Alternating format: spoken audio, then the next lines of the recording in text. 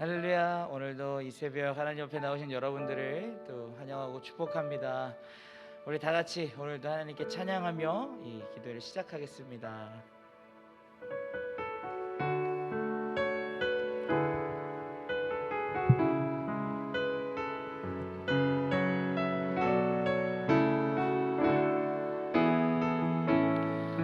전능하신 나의 하나님, 전능하신 나의 주 하나님을 능치 못하신 일이 전혀 없네. 우리의 모든 간구도 우리의 모든 생각도 우리의 모든 꿈과 모든 소망도 신실하신 나의 주 하나님을 우리의 모든 괴로움 바꿀 수 있네. 불가능한 일 행하시고 죽은 자를 일으키시니 그를 이길 자 아무도 없네. 아멘. 주의 말씀을 의지하여 깊은 곳에 금을 던져 오늘 그가 놀라운 일을 이루시는 것 보라. 주의 말씀을 의지하여 믿음으로 금을 던져 믿는 자에게 능치 못함 없네. 신실하신 우리 하나님은 신실하신 나의 주 하나님을 우리의 모든 괴로움 바꿀 수 있네. 불가능한 일 행하시고 죽은 자를 일으키시니 그를 이길 자 아무도 없네. 주의 말씀을 의지하여 깊은 곳에 금을 던져 오늘 그가 놀라운 일을 이루시는 것 보라. 주의 말씀을 의지하여 믿음으로 금을 던져 믿는 자에게 능치 못함 없네. 주님의 말씀을 의지하여 주의 말씀을 의지하여 깊은 곳에 금을 던져 오늘 그가 놀라운 일을 이루시는 것 보라. 주의 말씀을 의지하여 믿음으로 금을 던져 믿는 자에게 우리 마지막으로 절실히 날 고백합니다. 주의 말씀 의지하여 주의 말씀 의지하여 깊은 곳에 금을 던져 오늘 그가 놀라운 일을 이루시는 것 보라. 주의 말씀 의지하여 믿음으로 금을 던져 믿는 자에게 능치 못함 없네. 믿는 자에게 능치 못할 일이 없음을 우리가 다시 한번 하나님께 고백하겠습니다. 아멘. 우리 다시 기쁜 마음으로 하나님께 찬양합시다.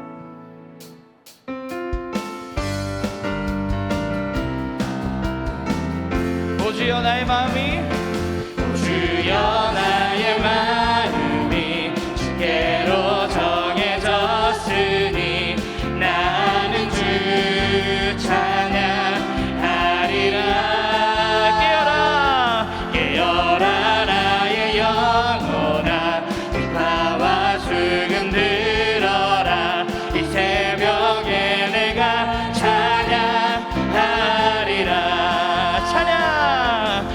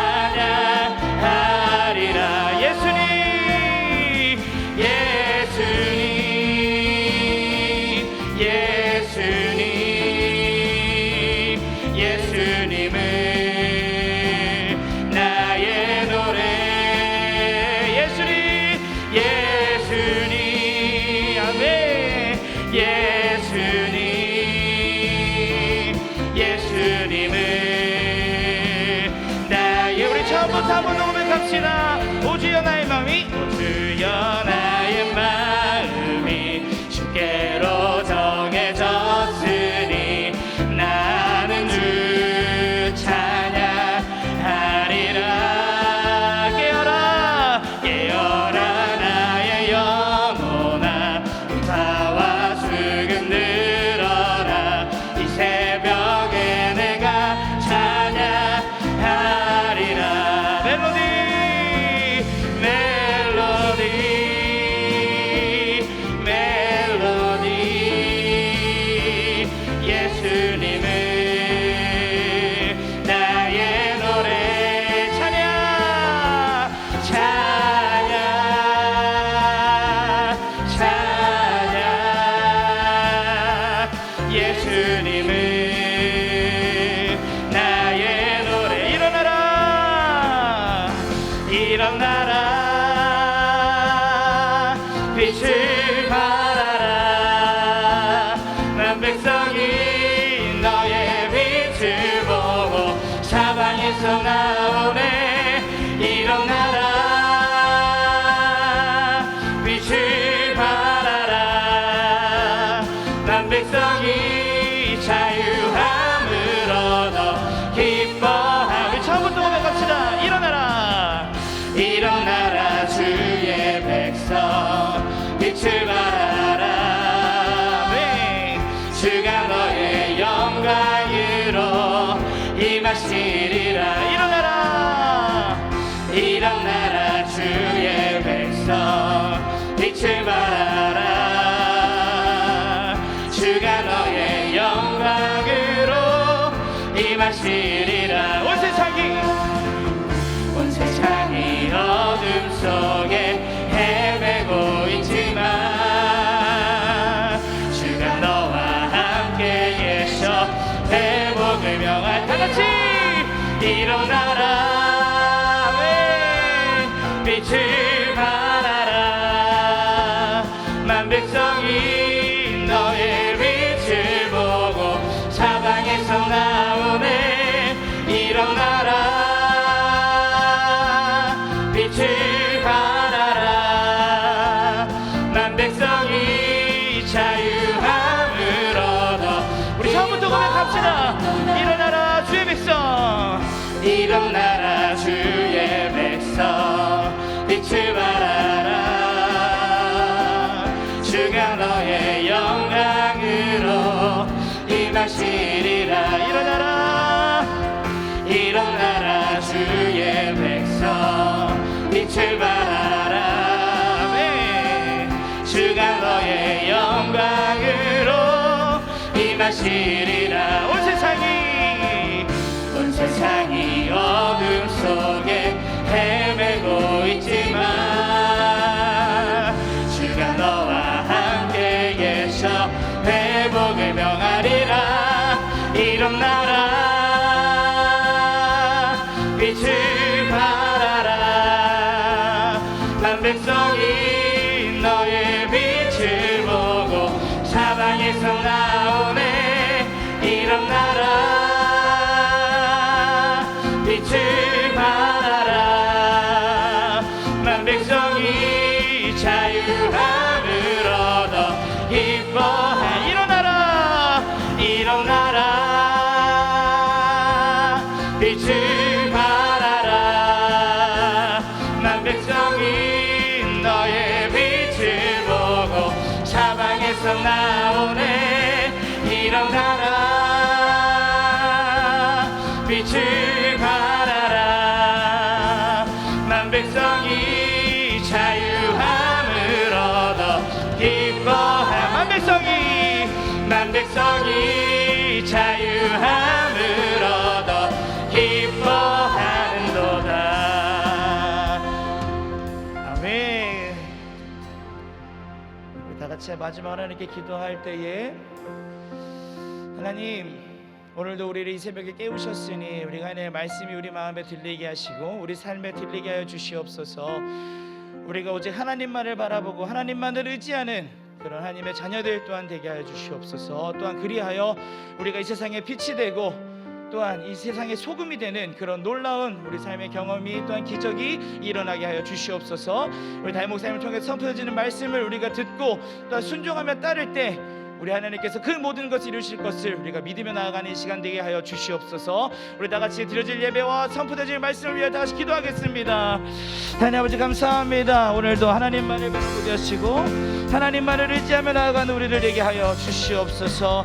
하나님 오늘도 이 새벽 우리를 깨우셨습니다. 하나님 우리를 깨우신 그 이유와 목적이 있음을 압니다. 우리가 오늘 이 시간에 아버지 그저 깨어있는 것이 아니라 우리가 정말 우리 영적으로도 깨어있고 우리가 일어나 있어서 정말 하나님 말씀을 듣고 그 말씀에 순종하기로 또한 믿음의 의지를 가지는 우리들이 되게 하여 주시옵소서. 하나님 바라보길 원합니다. 아버지 2022년도 시작할 때에 우리가 하나님의 말씀을 받들어 하나님의 말씀을 듣고 순종하길 원합니다. 우리의 삶을 주관하여 주시고 우리와 함께하여 주시고 우리와 동행하시는 그런 2022년도가 되게 하여 주시옵소서. 하나님 우리가 이 처음에 결단한 이 마음을 가지고 쭉 살게 하시고 아버지 중간에 우리가 흔들리고 넘어지고 아버지 엎드러지나 우리가 아주 넘어지지 아니하면 우리 하나님과 동행할 때 일어날 줄로 믿습니다. 우리가 그런 믿음 가지고 올 한해도 또 오늘도 우리 하나님만을 의지하고 나아가는 우리들 되게 해 주시옵소서. 우리와 함께 하실 하나님을 기대하며 또 살아가는 또 말씀 듣는 이 시간 되게 하여 주시옵소서. 이 시간을 허락하여 주시며 감사합니다. 아멘.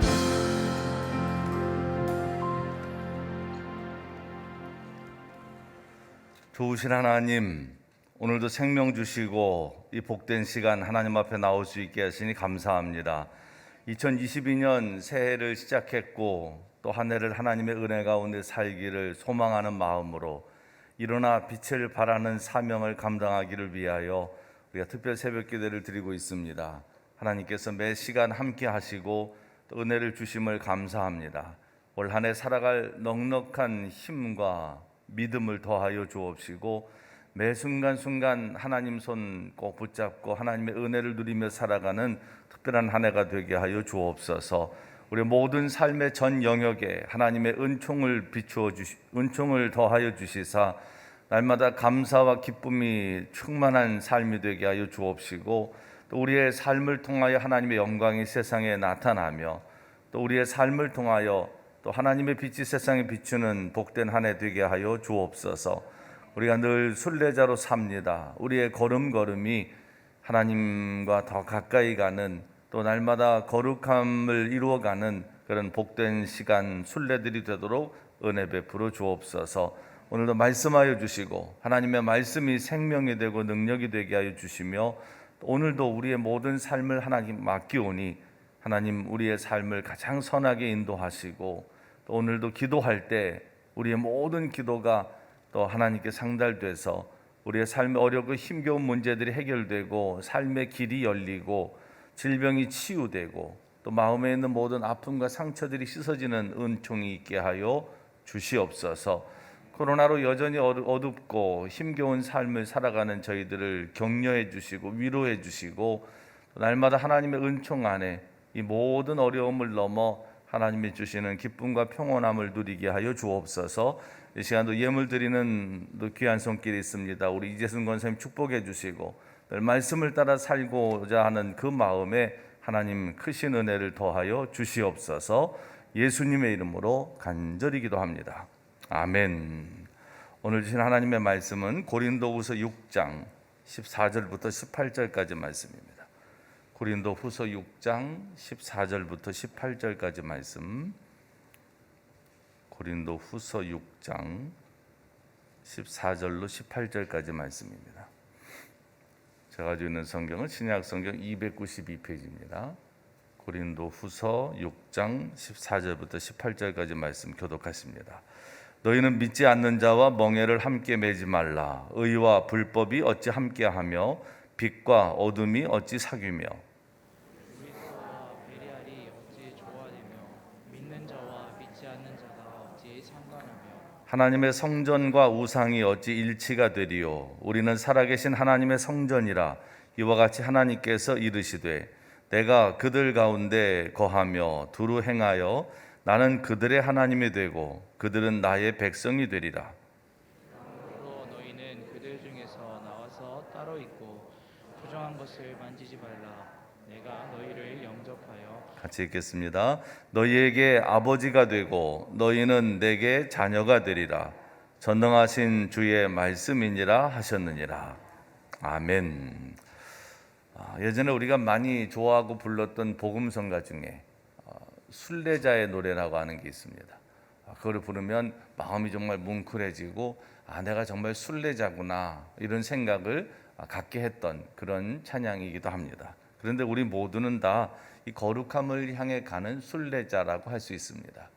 우리가 예수님께서 활동하셨던 저쪽 그 이스라엘이나 또 아니면 어디죠? 애굽 땅, 이집트나 이쪽을 가는 성지순례도 있을 수 있고, 또 사도 바울이 복음을 전했던 소아시아나 유럽 지역을 가는 것도 성지순례일 수 있습니다. 그런데 우리의 삶 자체가 그런 어떤 특정한 장소를 가지 않더라도 매일매일의 일상의 우리의 삶 자체가 순례다라고 말할 수 있습니다. 일상의 삶을 매일 매 순간 하나님의 마음에 닿으려고 하는 갈망을 우리가 품고 산다면 우리의 일상 자체가 순례입니다. 다양하고 복잡한 현실 속에서 이런 순례자로 살아간다고 하는 것은 여간 어려운 일이 아닙니다. 그렇지만 우리는 우리의 삶의 매 순간이 그렇게 하나님의 은혜를 누리는 거룩을 향해서 가는 순례라고 하는 것을 한순간도 잊어서는 안 됩니다. 우리는 사실은 우리의 리듬에 따라 살기보다는 세상이나 다른 사람이 우리에게 요구하는 속도를 따라 살 때가 많습니다. 그러다 보니까 허둥지둥 살 때도 있고, 또 너무 그 속도를 우리가 내 속도가 아닌데도 다른 사람의 속도, 세상의 그 속도에 따라 살다 보니까 때로는 길을 잃기도 하고 방황할 때도 있습니다. 그런데 우리는 항상 왜 내가 달리는지, 왜 가는지 그 이유를 알고 삶을 살아야 될 줄로 믿습니다. 그렇지 않으면 공허함이 생기게 되고 탈진을 하게 돼요. 어저께인가도 제 아내하고 이렇게 가는데 앞에 뒤에서 차가, 저는 어느 정도 이렇게 그냥 기본적인 속도를 유지하고 가려고 하는데 뒤에서 계속 차가 너무 바짝 제 뒤에 바짝 붙는 겁니다. 그러면 어떡합니까? 상대적으로 조금 더 속도를 내게 돼요. 그러니까 천천히 가라고 그러는데도 그게 되지 않아요. 누군가 나를 바짝 추격해가면 또 앞으로 달리려고 하고, 누군가 속도를 내면 그 흐름을 따라서 가려고 하다 보니까 때로는 내 속도와 내 리듬, 내 흐름대로 가지 못하는 게 세상입니다. 근데 계속 그렇게 살다 보면 나중에는 공허해져요. 내가 이게 뭐지? 어딜 가려고 지금 이렇게 빨리 가고 있는 거지? 라고 하는 생각도 들게 되고, 내 속도를 잃어버리게 되면 결국은 조금 오버페이스를 하게 되고, 그것으로 인해서 번아웃 될 수도 있습니다. 그래서 우리는 우리의 리듬과 속도를 좀 찾아서 살아야 되는데 그게 그렇게 쉽지만은 않습니다. 그래서 때로는 길을 잃었을 때, 번아웃 됐을 때, 뭔가 내 리듬이 아닌 그런 너무 빠른 리듬의 현기증이 느껴질 때, 이럴 때는 잠깐 멈춰서 방향도 좀 점검해야 되고, 또 여러분 스스로를 추스리는 그런 시간도 반드시 필요하고, 또 삶의 본질을, 내가 왜 이 길을 가는지를 좀 점검해 볼 필요가 있습니다. 우리 한국 사회를 잘 아는 외국인들은 한국 사회가 매우 역동적이라고 하는 얘기를 합니다. 이 역동적이라고 하는 말 속에는 이중적인 의미가 있어요. 하나는 굉장히 뭔가 활기차다라고 하는 그런 좋은 의미의 말도 되지만, 또 부정적으로 본다면 이건 굉장히 부산스럽고 정신이 없다라고도 볼 수 있습니다.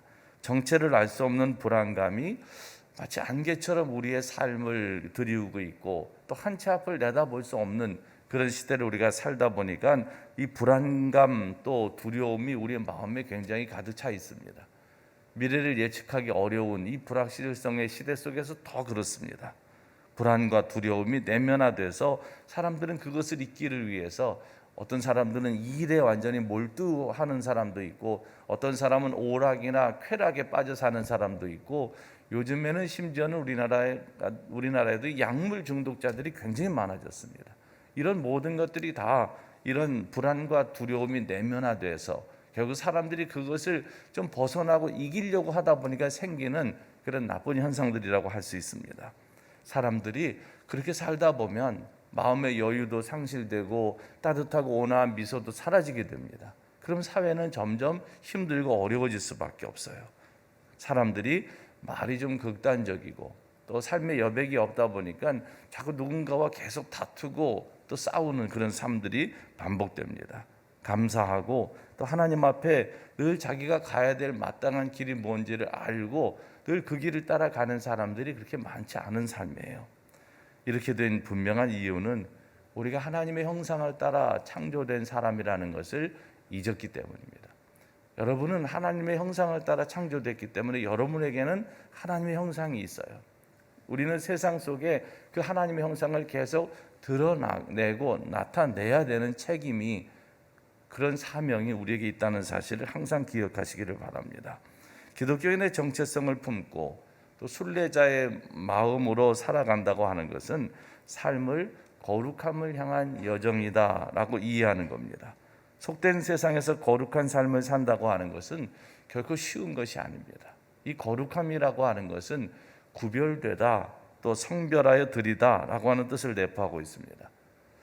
사도 바울은 로마 교회에 보낸 편지에서 로마서 12장 1절에 보면 이런 말씀을 합니다. 형제들아, 내가 하나님의 모든 자비하심으로 너희를 권하노니 너희 몸을 하나님이 기뻐하시는 거룩한 산 제물로 드리라. 이는 너희가 드릴 영적 예배니라. 여러분, 이 말씀을 생각해 보면 삶이라고 하는 것은 그저 나 좋을 대로 사는 게 아니고 하나님이 기뻐하시는 일을 하며 사는 것, 그것이 거룩한 삶이고 그것이 마땅한 그리스도인의 삶인 것을 깨닫게 됩니다. 거룩은 하나님에 대한 경외심에서 시작이 되지만 이 거룩한 삶은 우리의 일상과 굉장히 깊이 연관이 돼 있어요.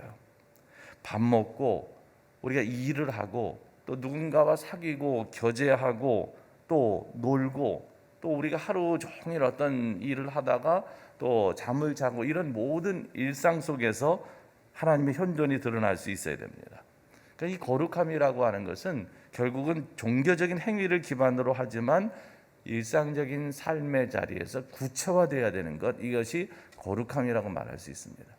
우리는 거룩함 그러면 교회 와서 예배드리고 뭔가 하나님과 관계된 직접적인 관계되어 있는 것만 거룩함이라고 생각하지만 사실은 우리 일상 자체가 다 거룩함이 돼야 된다는 거죠. 내가 매일 행하는 모든 일들이 다 거룩한 일들이라고 하는 거예요. 그런 마음을 가지고 산다면 우리의 삶의 매 순간이 하나님과 함께 사는 삶이 되고 하나님의 영광이 나타나는 특별한 시간들이 될 수 있습니다. 오늘 본문 말씀에서 바울은 믿는 사람들이 얼마나 쉽게 악에 물들 수 있는지를 잘 알고 있기 때문에 성도들에게 조심하라고 당부를 하면서 왜 성도들이 구별된 삶을 살아야 되는지에 대한 말씀을 합니다. 14절에서 16절까지 말씀해 보면 이 5가지 대조를 통해서 성도들이 왜 구별된 삶을 살아야 되는지 그 이유를 분명히 말씀해 주고 있습니다. 거기에 보면 의와 불법, 빛과 어둠, 그리스도와 벨리알, 그리고 믿는 자와 믿지 않는 자, 하나님의 성전과 우상, 이런 것들이 대조되고 있습니다. 왜 우리가 구별된 삶을 세상 속에서 살아야 될까요? 분명한 이유가 의와 불법이 함께할 수 없기 때문이고 빛과 어둠이 사귈 수 없기 때문이고 그리스도와 벨리알이 조화될 수 없기 때문이고 믿는 자와 믿지 않는 자가 상관할 수 없기 때문이고 하나님의 성전과 우상이 일치될 수 없기 때문입니다. 오늘 여기 나온 이 대조된 이 5가지는 도저히 타협이 불가능한 거예요. 이거는 함께 섞일 수 없는 겁니다. 타협 불가. 이것이 오늘 본문 말씀에 대조된 이 5가지의 아주 대표적인 유형들입니다. 너희는 믿지 않는 자와 멍에를 함께 매지 말라라고 말씀을 하셨는데 이 말씀은 무슨 뜻일까요? 믿지 않는 자와 멍에를 함께 매지 말라.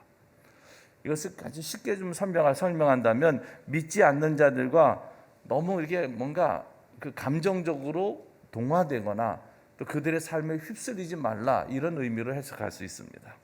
우리가 세상에 사는 한 믿지 않는 사람들과 교류하고 또 그들과 함께 잘 지내야 되는 것은 분명합니다. 그런데 그들과의 사귐이 우리의 어떤 불의와 어둠 그리고 또 과도한 욕망을 합리화하는 근거가 돼서는 안 된다는 거예요. 신앙과 현실 사이에서 혼란스러워하는 직장인들에게 주는 아주 원론적인 답변이 있습니다. 직장 생활을 하면서 내가 직장 생활에서 이런 직장의 문화 이런 것 때문에 너무 힘이 듭니다. 그리스도인으로서 직장 문화에 이건 뭐 안 갈 수도 없고, 예를 들어 회식 자리라든지 뭐 이런 자리에 참석을 안 할 수도 없고, 또 가면 마음이 좀 불편하고 또 괜히 그런데 휩쓸리다 보면 죄 짓는 것 같고 이런 것 때문에 고민을 이야기하는 직장인들이 많습니다. 그런데 가장 원론적인 답변은 뭐냐면 세상과 구별되지만 격리되지는 말고 직장 문화에 적응은 하되 동화되지 말라. 가장 원론적인 얘기예요. 근데 이게 쉽지 않습니다. 결코 쉽지 않습니다.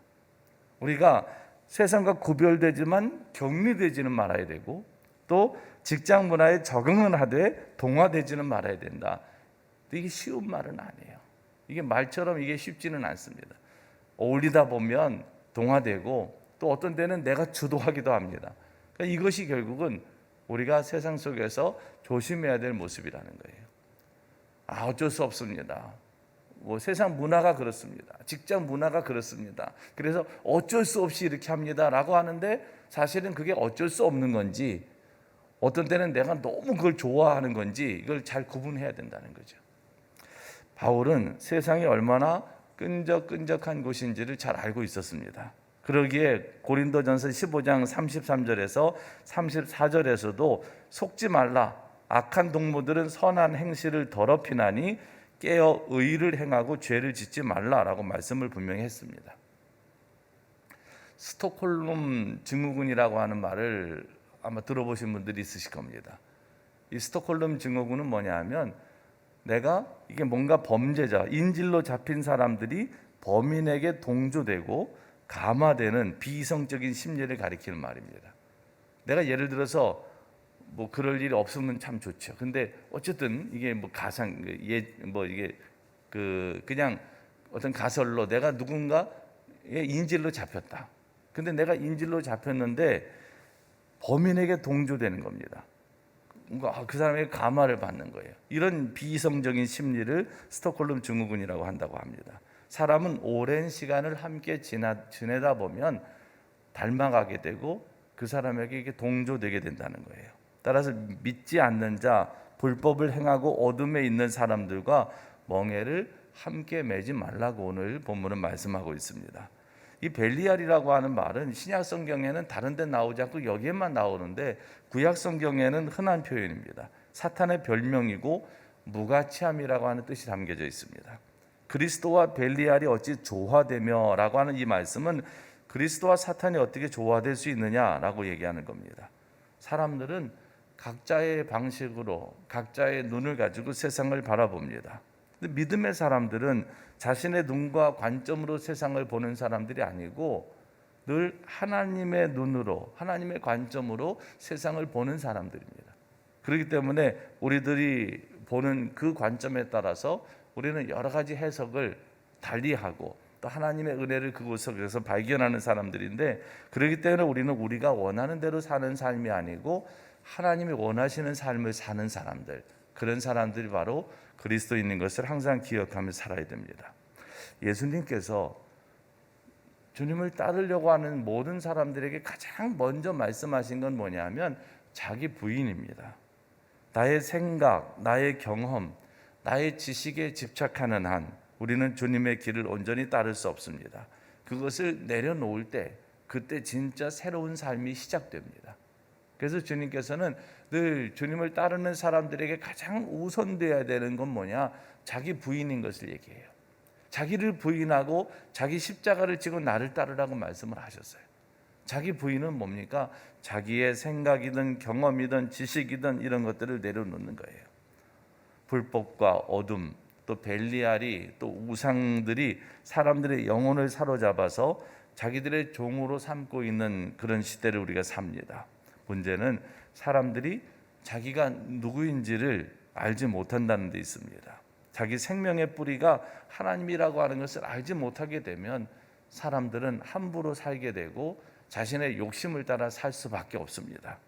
바울은 우리는 살아계신 하나님의 성전이다 라고 말하고 있어요. 그래서 우리가 잘 산다고 하는 것은 어떻게 사는 것입니까? 우리의 마음에 늘 주님이 머무실 수 있도록 그렇게 삶을 사는 겁니다. 그러기를 위해서는 우리가 자꾸 우리의 마음을 깨끗이 닦아내야 돼요. 그래야지 주님께서 우리의 마음에 거하시게 되고 주님께서 우리의 삶에 거하시게 되면 정말 그때부터 우리는 내가 죽고 예수 그리스도로 사는 삶이 되고, 그러면 우리는 세상에 빛이 될 수 있습니다. 세상에 하나님의 영광을 나타내는 거룩한 삶이 가능해집니다. 교우들의 집에 신방을 가보면 집이 항상 깨끗합니다. 저도 압니다. 늘 그렇게 살지는 않으신다는 것을. 근데 신방을 가보면 정말 정돈도 잘 돼 있고 모든 방을 다 잘 청소해 놓으셨어요. 심지어는 저나 같이 신방 간 분들이 굳이 들어가지 않을 방도 청소를 다 해 놓으셨기 때문에 집도 한번 보고 가시라 그럽니다. 웬만하면 그렇게 개방을 안 하실 수도 있어요. 여기도 보시고 여기도 보시라고 안 하실 수도 있는데, 청소를 해 놓으셨기 때문에, 청소를 다 깨끗이 해 놓으셨기 때문에 아주 자신 있게, 그러면서 또 청소했으니까 한번 또 보여주고 싶으신 마음도 있으신 거죠. 근데 왜 신방을 받으면서 청소를 그렇게 하실까요? 여러분, 신방을 받아서 청소를 안 하는 분을 제가 아직 보진 못했어요. 대부분 다 깨끗하게 청소를 하십니다. 제가 가는데 뭐 저를 맡기로 해서 청소를 하신 분들도 계시겠지만, 사실은 신방이라고 하는 것은 그곳에서 하나님 앞에 예배가 드려지고, 그렇게 생각하는 거죠. 하나님께서 우리 가정에 늘 함께 계시지만 그래도 오늘 이 신방이라고 하는 특별한 시간을 통해서 하나님이 우리 가정에 임하시고 우리에게 은혜를 주신다라고 하는 마음 때문에 그렇게 깨끗이 쓸고 닦고 준비를 하는 거죠. 여러분, 오늘 우리가 하나님 앞에 나올 때나 또 하나님 앞에 은혜를 구할 때나 다 마찬가지입니다. 우리가 이 세상을 살면서 하나님과 함께 산다, 하나님을 모시고 산다라고 하는 것은 어떤 의미가 있습니까? 우리 마음이 깨끗해지기를 위해서 우리를 욕망의 방향으로 이끌어가는 삶의 인력으로부터 벗어나고, 또 우리가 그동안 조금이라도 더러워진 것들이 있다면 그런 것들을 다 닦아내고 청소하면서 정말 하나님 앞에 늘 우리가 깨끗함을 유지하기를 위해서 늘 애쓰는 삶, 그 삶이 바로 하나님과 함께 사는 삶이라고 말할 수 있습니다. 오늘 본문 17절 말씀에 보면, 그러므로 너희는 그들 중에서 나와서 따로 있고 부정한 것을 만지지 말라. 내가 너희를 영접하여 너희에게 아버지가 되고 너희는 내게 자녀가 되리라. 전능하신 주의 말씀이니라. 이렇게 말씀합니다. 이 말씀은 세상과 절연하고 살다는 말이 아니라 새로운 삶의 공간을 창출하면서 살라라고 하는 의미가 있어요. 우리는 세상과 절연해서 살 수 없어요. 우리는 세상 속에 있고 또 세상 속에서 살고 있습니다. 그렇기 때문에 세상과 우리가 완전히 단절된 삶은 불가능합니다. 다만 이 세상 속에서 하나님께서 일하실 새로운 공간을 만드는 일은 우리가 감당할 수 있어요. 우선 내 삶이, 그리고 내 가정이, 또 우리 교회가, 또 내가 활동하는 직장이 정말 하나님께서 일하실 만한 공간이 되도록 그렇게 하나님 앞에 그 공간을 마련해 드리는 일은 우리가 얼마든지 할 수 있습니다. 그리스도인으로서 우리가 해야 될 정말 중요한 일, 그것은 이 세상 속에 새로운 삶의 공간을 만드는 일입니다. 믿음의 사람들은 새로운 삶의 분위기를 세상 속에 창출해야 됩니다. 사랑하고 나누고 돌보고 섬기는 그런 아름다운 모습을 통해서 우리의 삶의 자리가 하나님의 나라가 되게 하는 일, 그것이 우리가 살아야 될 마땅한 삶입니다. 갑자기 엄청나게 내 삶의 전 영역이 이렇게 됐으면 좋겠지만 처음부터 그렇게 되지는 않습니다. 우선은 여러분의 마음에서부터 시작하십시오. 그건 내가 할 수 있잖아요. 내 마음인데 물론 내 마음을 내 마음대로 하지 못하기도 하고 내 마음을 내가 잘 알지 못할 때도 많지만, 그래도 우선은 여러분의 마음의 공간에 하나님께서 일하실 수 있도록, 하나님께서 거하실 수 있도록 우선 여러분의 마음을 잘 닦으며 한 해를 사시기를 바랍니다. 그리고 여러분들의 마음의 공간을 하나님께 내어드리시기 바랍니다. 그냥 내 생각과 내 욕심과 내 경험, 내 방법으로만 가득 찬 게 아니고 정말 하나님께서 일하실 수 있도록 하나님께 그 공간을 내어드리십시오. 잠언 16장 9절의 말씀, 사람이 마음으로 자기의 길을 계획할지라도 그 걸음을 인도하시는 분은 여호와시라라고 하는 그 말씀의 가장 쉬운 뜻은 자주 말씀드리지만, 계획은 연필로 치밀하게 하되 지우개를 하나님 앞에 드리는 삶이에요. 하나님 언제든지 수정해 주세요. 언제든지 지우고 고쳐주세요 라고 하는 고백이 그 속에 담겨져 있어요. 우리의 삶의 공간을 내어드린다고 하는 것은 바로 그런 게 있습니다. 내 고집대로 사는 게 아니고 내 마음대로 사는 게 아니고 하나님의 뜻을 따라 사는 삶이에요. 여러분의 가정을 하나님께서 일하시는 공간으로 만들어 드리십시오. 내어 드리십시오. 하나님, 제 가정에 오셔서 가정의 모든 이 힘들고 어려운 문제들 우리가 해결할 수 없어요. 우리의 삶에 일어나는, 가정에서 일어나는 그 많은 일들도 우리 스스로 해결할 수 없어요. 자녀들과의 관계나 뭐 부부간의 관계나 또 아니면 뭐 부모님과의 관계, 이게 뭐 다 이게 사실 생각보다 복잡합니다. 그걸 우리가 우리 마음대로 어떻게 다 해결할 수 있겠습니까? 그래서 우리가 할 일은 여러분의 가정에도 하나님께서 일하시는 공간을 창출해내는 거예요. 하나님께서 우리 가정에 오셔서 우리 가정을 인도해 달라고. 그럴 때만 가정에 평화가 와요. 그럴 때만 여러분의 가정이 하나님의 나라가 되는 그런 작은 기쁨을 누릴 수 있어요. 또 여러분들의 직장도 마찬가지예요. 여기서부터는 조금 어려워요. 왜냐하면 내 역할이 뭐 직장에서 오너다 그러면 어느 정도 영향력을 발휘할 수 있지만 직장에서 그렇지 못하면 쉽지는 않습니다. 그러나 여러분이 일하는 그 공간만큼은 하나님께 내어드릴 수 있어요. 여러분들이 앉아있는 책상만큼은 하나님께 내어드릴 수 있습니다. 출근하면서 가장 먼저 그곳에 앉아서 하나님 앞에 은혜를 구하며 기도하는 것부터 시작하는 거죠. 그러면 그 공간을 하나님께 내어드릴 수 있어요. 여러분이 사무실 전체를, 회사 전체를 내어드리지 못한다 할지라도 여러분이 있는 그 자리만큼은 일하면서도 하나님 앞에 늘 기도하면서 하고 말씀 묵상하면서 하고 하나님께 모든 것을 맡기면서 하게 되면 그 공간은 하나님께 내어드릴 수 있는 공간이 돼요. 그러면 그 작은 공간에서부터 하나님의 나라는 점점 확대될 수 있어요. 이 세상을 살면서 우리가 해야 될 중요한 일, 그것은 우리의 삶의 여러 가지 그 삶의 자리에서 하나님이 일하실 수 있는 공간을 창출하고 그 공간을 만들어가는 일, 그것이 우리가 해야 될 중요한 일입니다. 그곳에서 하나님의 뜻대로 살아가고 그곳에서 하나님의 방식대로 살아가고 그곳에서 하나님의 영광을 위해서 살아가고, 그러면 그곳에서 우리는 정말 빛을 비추는 그런 거룩한 인생을 살아갈 수 있습니다.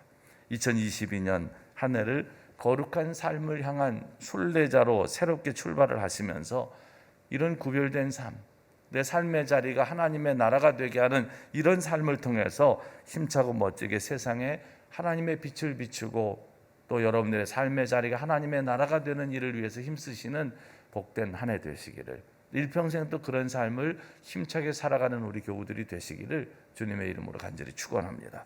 기도하겠습니다.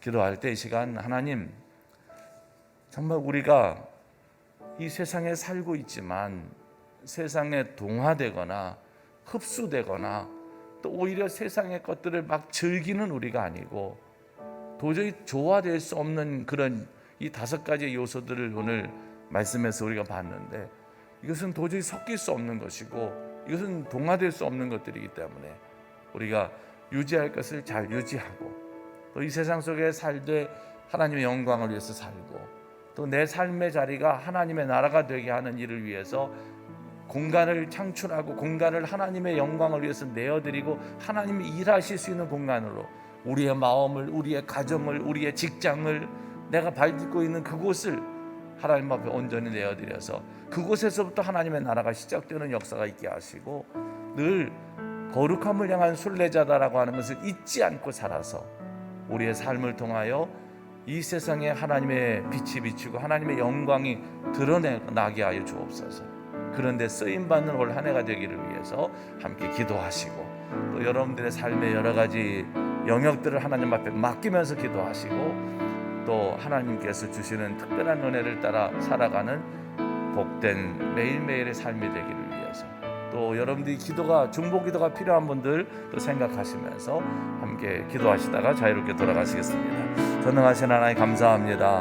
오늘도 하나님께서 우리에게 은혜를 베푸시고 이 시간 하나님 앞에 나와 하나님 앞에 영광 돌리게 하심을 감사합니다. 말씀을 받았습니다. 하나님, 이 말씀이 우리 마음에 새겨져서 우리는 모두가 다 이 세상에 살고 있지만 세상에 속한, 세상에 동화된 사람들이 아니고 하늘에 속한 하늘 시민이고 하늘 백성이고, 그리고 또 우리의 삶의 과정이 거룩함을 향한 순례인 것을 또 다시 한번 깨닫게 하시니 감사합니다. 아버지 하나님, 늘 하나님의 마음을 품고 우리의 마음대로 우리의 생각대로 사는 것이 아니고 하나님의 뜻대로 살게 하시고, 그래서 날마다 구별된 삶을 통하여, 성별된 삶을 통하여 우리의 모든 삶의 자리가 하나님의 나라가 되는 역사가 있게 하여 주시옵소서. 아버지 하나님, 우리가 세상에 살지만 이 세상 속에 내 삶, 우선 우리의 마음에, 그리고 우리의 또 가정에, 또 우리의 직장에 하나님의 그런 일하실 수 있는 공간을 마련해 드리는 일을, 우리가 이 일을 또 온전히 감당케 하여 주시옵소서. 하나님, 우리의 마음의 공간에 주님을 모시게 하시고 늘 주님께서 우리에게 오셔서 우리를 다스려 주시고 인도하여 주시옵소서. 하나님의 빛을 비추는 거룩한 삶을 살아갈 수 있도록 우리를 인도하여 주시옵소서. 우리 가정에 오시옵소서. 하나님, 우리 가정에 오셔서 여러 가지 힘들고 어려운 삶의 문제들을 해결하여 주시고 관계의 어려움을 해결하여 주시고, 그래서 하나님, 우리 가정이 하나님의 나라가 되게 하여 주시옵소서. 하나님, 우리 직장에 오시옵소서. 우리의 삶의 일터에 오시옵소서. 하나님, 그곳에 오셔서 정말 힘들고 어려운 여러 가지 또 우리의 삶을 돌봐 주시고 이끌어 주시기를 간절히 원합니다.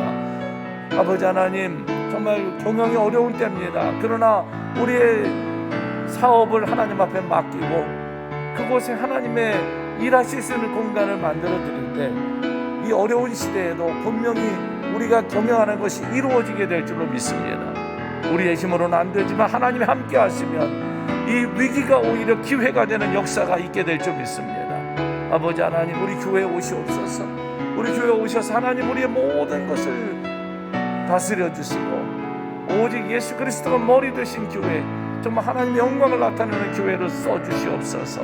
우리 나라에 오셔서 대통령 선거로 인하여 혼란스러운 이 전국에 하나님, 우리 나라를 지켜주시고 하나님 이끌어 주시기를 간절히 원합니다. 아버지 하나님, 우리가 정말 하나님이 일하실 공간을 내어드림으로 하나님의 나라가 이 땅에 이루어지게 하여 주시고 또 하나님의 영광을 날마다 누리며 그 영광을 선포하는 저희들이 되도록 역사하여 주시옵소서.